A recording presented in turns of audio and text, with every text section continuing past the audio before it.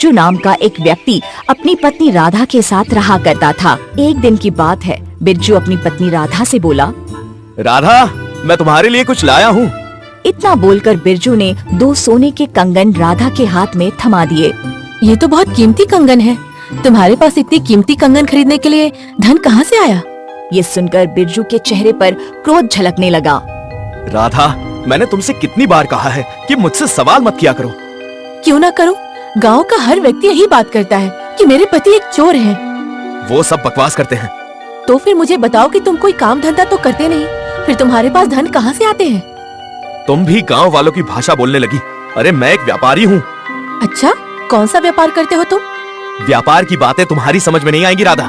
तुम सिर्फ घर की चूल्हा चौकी संभालो।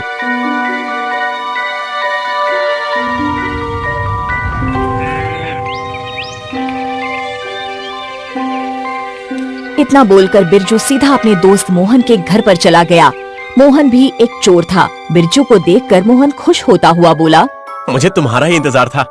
मोहन, मुझे लगता है कि हम दोनों को अब गांव छोड़कर किसी और गांव में रहना होगा। गांव में अब लोग हम दोनों को संदिग्ध नजरों से देख रहे हैं। अरे छोड़ो इन गांव वालों को, इनके पास तो आरोप लगाने के अलावा और कोई काम ही नहीं है। अच्छा, मेरी बात ध्यान से सुनो। मैंने सुना है कि रतनगढ़ के राजा वीर सिंह के महल के बगीचे में एक सोने की मूर्ति रखी हुई है। मोहन की बात सुनकर बिरजू की आंखें चमकने लगी। क्या तुम सच कह रहे हो? हाँ बिरजू, क्यों ना हम उस सोने की मूर्ति को चुरा कर दूसरे राज्य में भेज दें। उसके बाद हमें जीवन भर चोरी करने की आवश्यकता ही नहीं पड़ेगी। तुम बिल्कुल सही कह रहे हो मोहन। हम दोनों अपना सारा जीवन अमीरों की तरह व्यतीत करेंगे। तभी बिरजू कुछ सोचते हुए मोहन की ओर देखकर बोला, लेकिन मोहन, मूर्ति महाराज के महल के बगीचे में रखी हुई है, तो जाहिर सी बात है वहाँ पर पहरा भी कड़ा होगा। मैंने सुना है कि उस मूर्ति के आसपास कोई नहीं भटकता। यहाँ तक कि राजा वीर सिंह भी कभी कभार ही उस मूर्ति को देखने के लिए जाता है। शायद वो भी यही देखने के लिए जाते होंगे कि मूर्ति किसी ने चोरी तो नहीं कर ली। लेकिन तुम चिंता मत करो मोहन, इस बार जब राजा मूर्ति देखने के लिए बगीचे में जाएंगे तो उन्हें वो मूर्ति वहाँ पर मिलेगी ही नहीं, क्योंकि तब तक हम दोनों उस मूर्ति को चुराकर दूसरे राज्य में बेच चुके होंगे। बिरजू और मोहन दोनों हंसने लगे।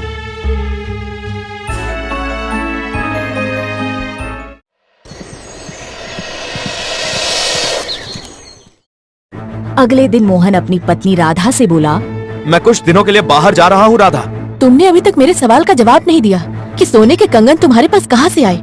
मेरे पास तुम्हारे इन बेकार सवालों के लिए समय नहीं है राधा। इतना बोलकर बिरजू अपने घर से बाहर निकल गया। बाहर मोहन उसका पहले से ही इंतजार कर रहा था। वो दोनों सीधे रतनगढ़ की ओर रवाना हो गए।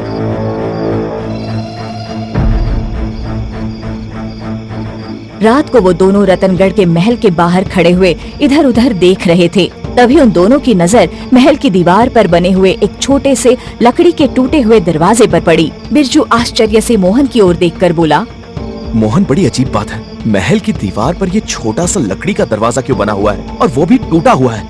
लगता है यहाँ का राजा वीर सिंह एक नंबर का मूर्ख है।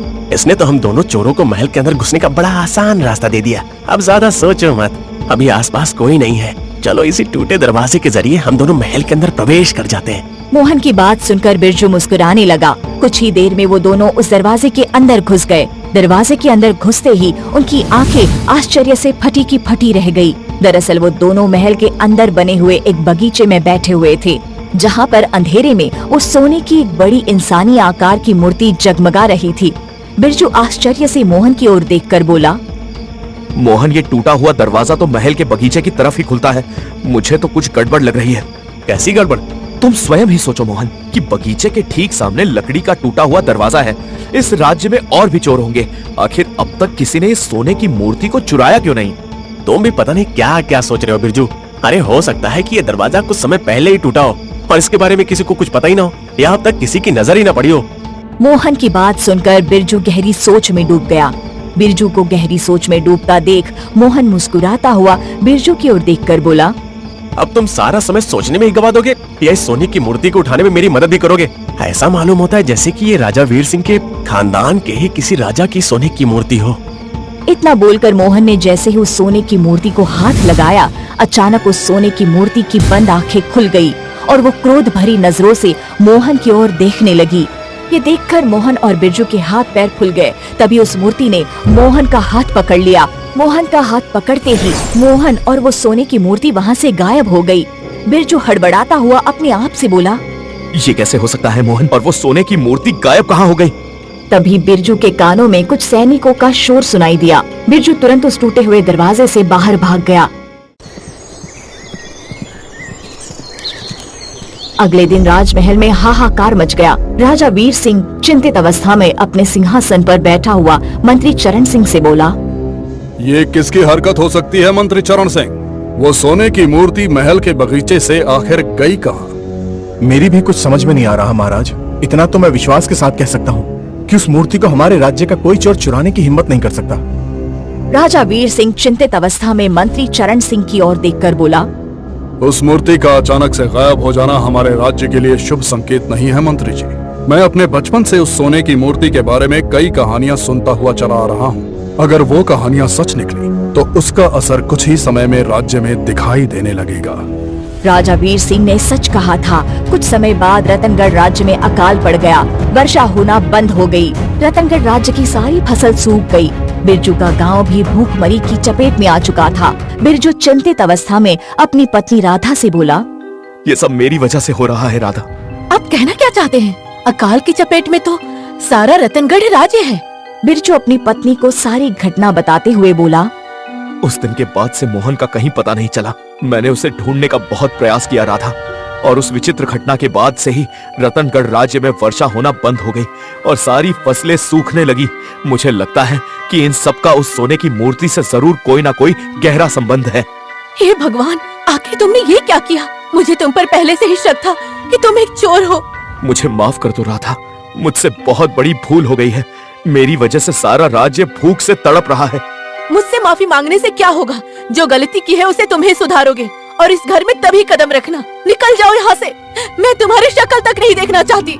अपनी पत्नी की बात सुनकर बिरजू उदास होकर घर से बाहर निकल गया। सच तो ये था कि जब से रतनगढ़ राज्य भूखमरी की चपेट में आया था, तब से बिरजू का दिल बदल चुका था। बिरजू उदास होकर एक घने पेड़ के नीचे गहरी सोच में गुम था कि तभी एक साधु की आवाज उसके कानों में टकरा गई। इस तरह सोचने से सब कुछ सही नहीं हो जाएगा मूर्ख चोर। तूने जो गलती की है उसे सिर्फ तू ही सुधार सकता है। ये बात सुनकर बिरजू बुरी तरह से चौंक पड़ा। उसने देखा कि उसके सामने एक साधु खड़ा हुआ उसे क्रोध भरी नजरों से देख रहा था। बिरजू साधु से कुछ कहने ही वाला था कि तभी साधु उससे बोला, मुझे कुछ भी बताने की आवश्यकता नहीं है। मुझे सब पता है। तूने अपने चोर साथी की मदद से राजा वीर सिंह के महल के बगीचे से उस सोने की मूर्ति को चुराने का प्रयास किया, मगर चुराने से पहले ही उस सोने की मूर्ति तेरे दोस्त को लेकर कहीं गायब हो गई। आप बिल्कुल सच कह रहे हैं साधु महाराज, लेकिन आपको कैसे पता? क्योंकि मैंने ही राजा चंदन को श्राप देकर सोने की मूर्ति में परिवर्तित किया था और तूने उसे जगा दिया है। वर्षों पहले रतनगढ़ राज्य में राजा चंदन नाम का एक क्रूर शासक था जो काले जादू का जानकार और शैतान का पुजारी था। उसे सोना एकत्रित करने का जुनून सवार था। उसके शासन में अगर किसी के पास थोड़ा सा भी सोना होता तो वो उससे उसका सोना छीनकर उसे यातनाएं देकर मार देता।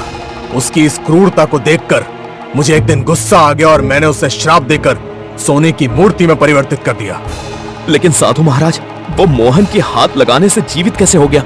जब मैंने राजा चंदन को श्राप दिया था तो उसी समय रतनगढ़ के वासियों को इस बात से अवगत करा दिया था कि कोई भी राजा चंदन की मूर्ति को हाथ न लगाए, और तुम्हारे दोस्त ने यही गलती की। तुम्हारे दोस्त ने जैसे ही उस मूर्ति को हाथ लगाया तो इंसानी स्पर्श पाकर वो खड़ा हो गया, और अब उसकी आत्मा ने पूरे रतनगढ़ राज्य को भूख और अकाल की चपेट में ले लिया है। राजा चंदन की आत्मा अपना इंसानी शरीर पाने का हर संभव प्रयास करेगी, और भूख से तड़पते हुए लोगों की जान उसे दिन ब दिन और ज्यादा शक्तिशाली बना रही है। ये सब मेरे ही कारण हुआ है साधु महाराज। ना मैं अपने दोस्त मोहन की बात मानता और ना ये सब कुछ होता। क्या चंदन दोबारा सोने की मूर्ति में परिवर्तित नहीं हो सकता? नहीं, राजा चंदन मर चुका है। बस अब उसकी आत्मा को ही नरक में भेजना बाकी है, और उसकी आत्मा को नरक में तुम भेजोगे। लेकिन वो कैसे साधु महाराज? रतनगढ़ की दाईं तरफ का रास्ता घने जंगलों की ओर निकलता है। तुम अभी इसी समय उस रास्ते पर निकल जाओ। जब तुम घने जंगलों में पहुंच जाओगे तब तुम्हें एक बूढ़ी औरत दिखाई देगी, और उस बूढ़ी औरत को देखकर तुम्हें उस पर तरस आएगा। लेकिन तुम्हें किसी भी कीमत पर उस बूढ़ी औरत पर तरस नहीं खाना है और ना ही उसकी बात माननी है, और तुम्हें बस अपने आगे का रास्ता जारी रखना है। कुछ देर के बाद तुम्हें एक पीली रोशनी से जगमगाता हुआ एक सोने का तालाब नजर आएगा, जिसका पानी भी सोने का होगा। तुम्हें चंदन वहीं पर मिलेगा। लेकिन मैं उसका अंत कैसे करूंगा? साधु ने एक लकड़ी की कील बिरजू को पकड़ाते हुए बोला, इस लकड़ी की कील को बहुत संभाल कर रखना है, और हाँ, तुम्हें उसका अंत कैसे करना है ये तुम्हें वहीं पहुंचकर पता लग जाएगा। साधु की बात सुनकर बिरजू तुरंत अपने घोड़े पर बैठ गया और अपने घोड़े रतनगढ़ की सीमा के दाएं तरफ दौड़ाने लगा। आधा दिन का सफर करने के बाद घने जंगल में प्रवेश करते ही अचानक बिरजू के कानों में एक बूढ़ी औरत की आवाज टकराई। मैं कई महीनों से प्यासी हूँ। प्यास से मेरा बुरा हाल हुआ जा रहा है। घोड़े पर सवार यात्री, क्या तू मुझे पानी पिला सकता है? बिरजू ने देखा कि एक बूढ़ी औरत एक पेड़ के नीचे लेटी हुई कराह रही थी। उसके होंठ प्यास की वजह से सूखे हुए थे। बिरजू उसकी बात का जवाब देने ही वाला था कि तभी उसके कानों में साधु की आवाज गूंज गई। बिरजू ना चाहते हुए भी अपना घोड़ा आगे की ओर दौड़ाने लगा। उसके कानों में लगातार उस बूढ़ी औरत की दर्द भरी आवाज टकरा रही थी। बिरजू का मन बार बार यही कह रहा था कि उसे उस औरत की मदद करनी चाहिए, मगर साधु के वाक्य उसके कान में टकराते जा रहे थे। कुछ दूर चलने के बाद अचानक बिरजू को पीली रोशनी से जगमगाता हुआ एक तालाब नजर आया। बिरजू तुरंत घोड़े से उतरकर इधर उधर देखने लगा। तभी उसकी नजरें अपने झाड़ियों में पड़े हुए अपने बेहोश दोस्त मोहन पर पड़ी। बिरजू अपने दोस्त मोहन के पास जाने ही वाला था कि तभी तालाब में उथल पुथल होने लगी। अचानक तालाब के अंदर से वही सोने की मूर्ति बाहर निकल कर आ गई, जिसका आधा धड़ इंसानों जैसा था और आधा धड़ सोने का था। वो कोई और नहीं बल्कि श्रापित राजा चंदन था, जो बिरजू की ओर देखकर क्रोधित अवस्था में बोला, तूने यहाँ आकर बहुत बड़ी गलती की है मूर्ख चोर। तुझे क्या लगता है कि उस साधु की मदद से तू मेरी आत्मा को नरक में भेजने में कामयाब हो जाएगा? बिरजू आश्चर्य से चंदन की ओर देखकर बोला, तुम्हें इस बारे में कैसे पता? क्या तुझे उस साधु ने नहीं बताया कि मैं काली शक्तियों के मालिक शैतान का पुजारी था? इतना बोलकर श्रापित चंदन तालाब से बाहर निकल कर आ गया। तभी उस बूढ़ी औरत की आवाज पीछे से बिरजू के कानों में टकराई। मुझे थोड़ा सा पानी पिला दो बेटा। बिरजू ने जैसे ही पलट कर देखा तो वो बूढ़ी औरत जमीन पर घिसट घिसट कर चल रही थी। अचानक वो बूढ़ी औरत बड़ी फुर्ती से उठकर खड़ी हो गई और उसकी आंखें रक्त जैसी लाल हो गई और उसके दांत अजीब से बड़े और पैने हो गए। तभी चंदन के कानों में इस साधु की आवाज टकराई। तुम्हें मैंने जो लकड़ी की कील दी है, उस कील को तुरंत इस बूढ़ी औरत के सीने में गाड़ दो, नहीं तो तुम्हारा अंत निश्चित है। बिरजू ने बगैर देरी किए लकड़ी की कील निकालकर उस बूढ़ी औरत के सीने में गाड़ दी। उस बूढ़ी औरत की चीख की आवाज जंगल में गूंज गई। अगले ही पल वो बूढ़ी औरत और श्रापित चंदन गायब हो गया और सोने का तालाब पानी के तालाब में परिवर्तित हो गया। बिरजू इस विचित्र दृश्य को देख ही रहा था कि तभी उसके कंधे पर पीछे से किसी ने हाथ रखा। बिरजू ने जैसे ही पलटकर देखा तो पीछे साधु खड़े हुए मुस्कुरा रहे थे। तुम वाकई बहुत ही बहादुर हो बिरजू। तुम्हारे दिल में वाकई इंसानियत जाग उठी है। आपने मुझे इस रहस्य के बारे में पहले क्यों नहीं बताया? और इस बूढ़ी औरत का राजा चंदन से क्या रिश्ता था? ये बूढ़ी औरत राजा चंदन की माँ थी, जो वर्षों पहले अपनी आत्मा शैतान को बेच चुकी थी। इसी वजह से वो आज तक जिंदा थी। उसका अंत इसी अभिमंत्रित कील के द्वारा किया जा सकता था। अगर मैं तुम्हें पहले बता देता तो वो बूढ़ी औरत तुम्हारे चेहरे पर पढ़ लेती कि तुम्हारे पास उसके अंत का सामान है। जब तुम्हारे दोस्त ने राजा चंदन के सोने की मूर्ति को हाथ लगाया तो वो सोने की मूर्ति जीवित हो गई। मैं जानता था कि राजा चंदन दोबारा जीवित होकर अपनी शक्तियां पाने के लिए अपनी माँ के पास ही जाएगा। अगर ऐसी बात है तो जब आपने राजा चंदन को श्राप दिया था तो राजा चंदन की माँ ने बदला लेने की क्यों नहीं सोची? क्योंकि मैंने रतनगढ़ राज्य की सीमाओं को मंत्रों के दायरे से बांध दिया था। चंदन की माँ चाहते हुए भी रतनगढ़ की सीमा में प्रवेश नहीं कर सकती थी। मगर अब सब कुछ सही हो चुका है। अब मेरे जाने का समय आ चुका है। मैं कुछ समझा नहीं। साधु रहस्यमयी अंदाज में बिरजू की ओर देखकर बोले, कुछ बातें साधारण मानव से परे होती हैं। इतना बोलकर साधु वहाँ से गायब हो गए। साधु के गायब होते ही मोहन को होश आ गया। बिरजू मोहन को लेकर गांव आ गया। रतनगढ़ राज्य में अब सब कुछ सही हो चुका था।